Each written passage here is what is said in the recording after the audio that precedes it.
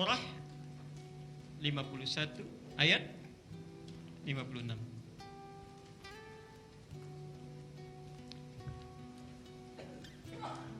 Sudah? Wa ma khalaqtul jinna wal insa illa liya'budun.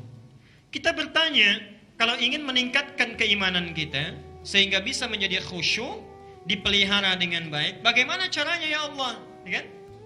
Kalau cuma disebutkan tingkatkan khusyukmu, kita bertanya caranya bagaimana? Subhanallah.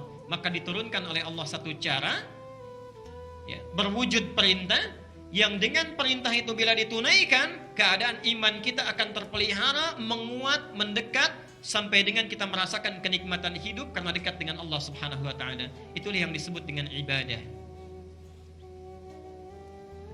Jadi ini rohnya, spiritnya. Amanat utama saat lahir. Cara kita mempertahankan, meningkatkan kualitasnya disebut dengan ibadah. Disinilah Allah berfirman, "Wa ma khalaqtul jinna wal insa illa liya'buduni." Lihat harakatnya, bukan na tapi ni. Biasanya, mohon maaf, dalam setiap kalimat Quran, kalau ada waw dan nun di ujungnya, itu selalu harakat nunnya a. Alhamdulillahi rabbil alamin. Nah, tidak ni ya. Nah, tidak ni. Tapi yang ini pakai i. Illa liya'buduni. Liya'buduni. Perhatikan, saya ajarkan ilmu bahasa Arab yang ringan di sini. Pelan-pelan. Li di sini menunjuk kepada ghayah, tujuan. Ghayatun. Jadi li itu dalam bahasa Arab punya dua arti. Satu, lil mulkiyah, untuk kepemilikan. Misal, lillahi ma fis samawati wa ma fil ard, itu mulkiyah, milik Allah dan yang di langit dan di bumi. Lam lil mulkiyah, kepemilikan. Yang kedua, lil ghayah, untuk tujuan, puncak tujuan. Wa ma khalaqtul jinna wal insa, tidak aku ciptakan jin dan manusia itu. Jin biarkan dulu saja, kita ada di alam manusia. Tidak aku ciptakan jin dan manusia itu illa, kecuali li, tujuan hidupnya, tujuan penciptaannya itu ya'buduni, untuk menjadikan aktivitas baiknya sebagai ibadah. Jadi semua aktivitas kita itu mesti jadi ibadah. Makan kita ibadah, minumnya mesti ibadah, bangun dari tidur ibadah, masuk toilet pun ibadah. Jadi tidak boleh ada kegiatan kita sekecil apapun kecuali menjadi ibadah. Karena itu tidak ada di muka bumi ini aktivitas sekecil apapun ada doanya kecuali aktivitasnya orang Islam. Bangun dari tidur ada doanya, pakai pakaian ada doanya, subhanallah, masuk toilet pun ada doanya. Karena Allah menginginkan semua aktivitasnya sebagai ibadah. Tapi untuk siapa? Bukan untuk orang lain. Nih asal nih ini. Nah, ini saya tunjukkan. Asalnya begini. Nih ada ya-nya di ujungnya. Ya. Bukan dihilangkan kalimat Qur'annya, bukan. Ya. Tapi ini dibaca pendek tulisannya, tertulisnya supaya meringankan bacaan. Dalam ilmu qiraat disebut litakhfif. Ya. Hanya dalam riwayat Qalun dan Warsh. Qalun plus Warsh. InsyaAllah nanti mudah-mudahan Al-Ihsan punya sesinya ya. Coba nanti cari waktu, belajarlah ilmu Al-Quran. Jadi qiraat bacaan Quran itu ada 7 bacaan, 7 cara. Yang mutawatir disepakati ya. Nanti ada 3 tambahan masyhur. Ada 4 yang syadz, jadi semuanya 14 ya. Semuanya dari Nabi ya, semua dari Nabi. Itu Nabi berikan karena lisan orang Arab itu tidak semuanya sama. Ada yang bisanya A, ada satu suku nggak bisa A, bisanya E. Jadi kalau misalnya diturunkan A, dia bacanya E. Sekarang itu ada di Palestina, wilayah Syam, sebagian Syria, Lebanon, Mosul di Irak ya, sebagian Irak, itu ada sebagian Afrika Barat, kalau antum bicara A, mereka E. Saya ngajar Al-Quran saat di Tripoli, saya bacakan bawa mushafnya, dibacakan A, mereka tertawa. Di saat membaca wadduha itu, mereka nggak bisa, bisanya wadduha. Betul. Ya. Kayak gini sekarang, antum senyum, di sana juga senyum. Wadduha, wan-naili idza saja, ma wadda'aka rabbuka wa ma qala, walal-akhiratu khairul laka minal ula, walasawfa yu'tika rabbuka fatarda. Itu Warsh namanya. riwayatnya. Nih. Qurannya sama, nggak beda. Maaf, kalau sepeda dengan sepeda, barangnya sama nggak? Sama, cara bacanya yang lain kan? Ya, karena lisannya lain. Di Arab juga begitu. Ya. Nah, jadi ada riwayat ini, kalau dia dibacakan ini Qalun dan Warash, ini membacanya panjang, maaf. Nih, yang ingin saya sampaikan, perhatikan di sini ya. Ini seperti Luqman. Qalun dengan Warash, ini mendapatkan ilmunya dari Nafi'. Pernah dengar Nafi'? Ya. Subhanallah. Imam Nafi' ini seperti Luqman tadi. Tapi lebih dibandingkan Luqman. Maksudnya lebih kurang. Jadi kalau Luqman tadi, maaf ya, fisiknya warna kulitnya hitam, rambutnya keriting, kemudian bibirnya tebal, yang ini plus, pendengarannya agak kurang. Tapi subhanallah, perhatikan. Kalau ada orang baca Quran di hadapan beliau, itu dari gerak bibirnya saja sudah kelihatan salah benarnya. Itulah Nafi'. Dan subhanallah, setiap kali beliau bicara, itu selalu tercium wangi bau harum di lisannya. Itu Nafi'. Bagaimana Allah memuliakan seorang penghafal Quran dan periwayat Al-Quran. Antum coba ya, coba sehari saja dalam sebulan, saya nggak minta banyak-banyak. Sehari misal hafalkan 3 ayat saja. Maaf, seminggu 3 ayat saja misalnya. Seminggu 3 ayat. Itu insya Allah dalam sebulan, kalau kita dapat 12 ayat saja, itu akan ada perubahan dalam diri kita. Hati lebih tenang, ya. Tentram, tutur lebih terjaga. Kalau tidak percaya silahkan praktekkan. Ya. Nih di sini, ini mengandung arti tujuan itu adalah ibadah dan ditujukan nih hanya kepada Allah saja. Hanya kepada Allah. Nih ini di sini maksudnya aku, Allah. Sekarang lihat sini. Jadi kalau orang ingin menjaga kualitas imannya dengan baik, maka dia harus meningkatkan apa? Ibadahnya. Karena itulah Bapak Ibu sekalian, untuk mempermudah kita, digabungkanlah konsep iman dengan ibadah ini, diberi nama dengan dinun, ad-din. Ad-din. Ali Imran ayat 19.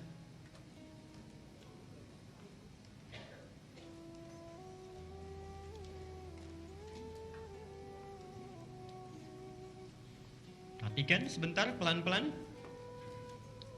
Lahir membawa iman, dibawa iman mesti ditingkatkan spiritnya agar semakin menguat, ditingkatkan bisa melalui ibadah. Karena itu Allah turunkan perintah salat, Allah turunkan perintah puasa, zakat sebelumnya, ada umrah, ada haji, subhanallah. Ini semua dimintakan menunaikan ini supaya meningkatkan kualitas iman kita kepada Allah subhanahu wa ta'ala. Untuk mempermudah hal ini, dibuat konsep penyatuan iman dengan ibadah disebut dengan ad-din. Perhatikan di sini ayatnya, Inna ad-dina indallahil Islam. Din inilah yang diberi nama oleh Allah dengan nama Al-Islam. Baik. Jadi ketika disebutkan Islam, ini sudah mencakup ada konsep keimanan, tauhid pada Allah, ada konsep ibadah. Jadi tidak mungkin seseorang disebut Islam kalau tidak memenuhi unsur ini. Ada iman, ada ibadahnya. Disinilah kemudian diturunkan dari semua riwayat Quran, keterangan hadis, dikumpulkanlah Islam. Bisa dikatakan Islam kalau memenuhi 2 pokok ini. Satu pokoknya disebut dengan syahadat.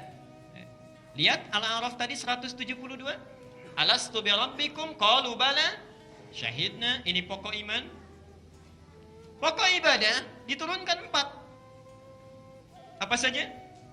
Ini salat, zakat, kemudian puasa, kemudian haji. Baik. Pelan-pelan sebentar. Jadi seseorang disebut beragama Islam, ya, lahir ke muka bumi. Kenapa oleh Allah diturunkan dinnya itu Islam? Supaya menjaga 2 amanah kehidupannya ini. Syahadatnya jangan sampai hilang, diingatkan bahkan langsung kalimatnya, syahidna syahadat. Turunannya disebut dengan ibadah. Nah, poinnya, perhatikan di sini. Allah meminta kita menjaga ini sampai kita wafat kepadanya. Nah, orang kalau sudah berpegang teguh dengan ini, dia syahadat misalnya, beriman. Dia juga tunaikan sholat. Orang yang tidak pernah sholat, maka akan turun kualitas imannya. Tidak ada kepekaan dalam dirinya. Apalagi nggak mau zakat sudah, fatala alaihimul amad, sudah dibuai-buai oleh kehidupan dunia, dihitung hartanya, takut keluar, takut berkurang. Subhanallah, yang ini pun akan tertinggal, kurang. Tapi kalau ini dilakukan, ini konsisten dilakukan, maka orang yang memenuhi dua unsur ini, tadi dinnya disebut dengan apa? Islam, saya tulis dengan bahasa Qur'annya, Islam atau bahasa Arabnya. Orangnya disebut dengan Muslim. Orangnya Muslim. Jadi orang yang memenuhi unsur ini disebut dengan Muslim. Kalau satu orang, kalau banyak kan disebut apa? Nah, baik, alhamdulillah masih hafal teorinya dulu.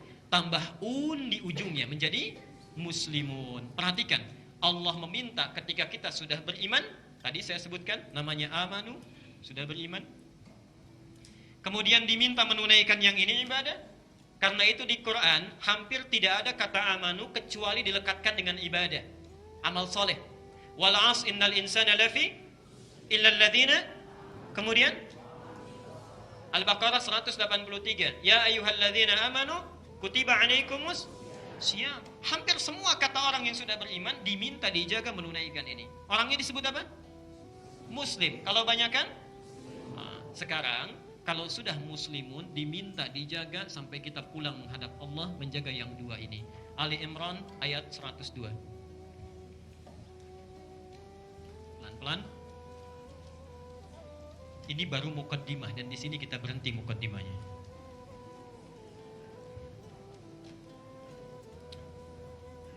Ini sering dibacakan di awal ta'lim kalau bapak-bapak saat kesempatan khutbah Jumat. Ya ayyuhalladzina amanu, perhatikan, amanu sudah. Wahai orang-orang yang telah beriman. Teruskan, ittaqullaha haqqa. Ittaqullah itu kalimat untuk meningkatkan ibadah. Makanya ulama menerjemahkan mengerjakan segala perintah, menjauhi larangan. Ini yang simpel, yang ini disebut dengan takwa. Ittaqullah. Haqqa bukan sekedar takwa, tapi antahsya'a qulubuhum li dzikrillah haqqa tuqati. Benar ibadahnya. Jadi bukan saat di masjid khusyuk, pulang ke rumah hilang khusyuknya. Haqqa tuqati. Nah, perhatikan poin akhirnya. Wala tamutunna illa wa antum muslimun.